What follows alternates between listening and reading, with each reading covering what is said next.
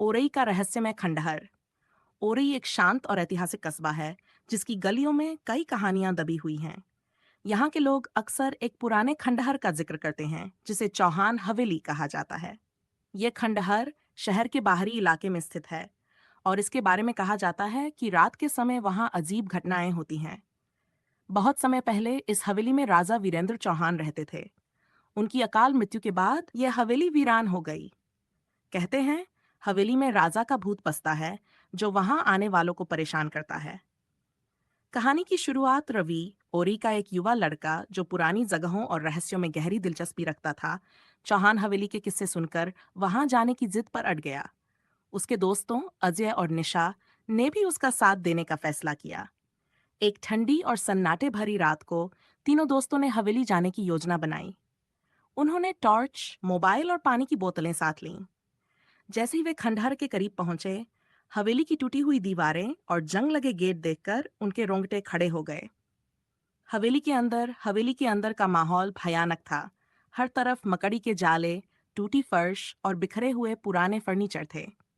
दीवारों पर राजा वीरेंद्र की बड़ी बड़ी तस्वीरें लगी थीं, जिनकी आंखें मानो उन्हें घूर रही थीं।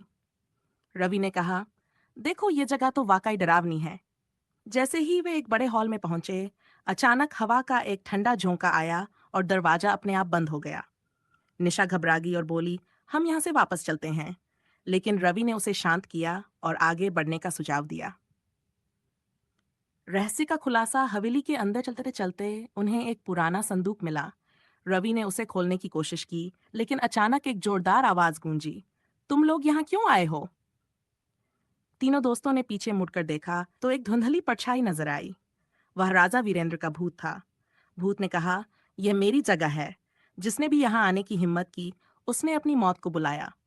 निशा रोने लगी, लेकिन अजय ने हिम्मत से कहा, हमें माफ कर दीजिए।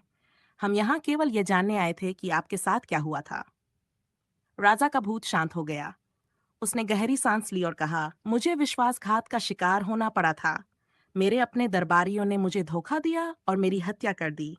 मेरी आत्मा को शांति चाहिए। आत्मा की मुक्ति। रवि ने सुझाव दिया कि वे राजा की कहानी सबको सुनाएंगे और उनकी याद में एक पूजा कराएंगे। राजा की आत्मा ने सहमति दी और गायब हो गई। अगले दिन तीनों दोस्तों ने गांव वालों को यह कहानी सुनाई। सभी ने मिलकर राजा वीरेंद्र की आत्मा की शांति के लिए हवन और पूजा कराई। उसके बाद चौहान हवेली से किसी तरह की अजीब आवाजें आना बंद हो गई। अब वह खंडहर केवल एक ऐतिहासिक स्थल बनकर रह गया और लोग वहां जाने से डरना छोड़ चुके थे।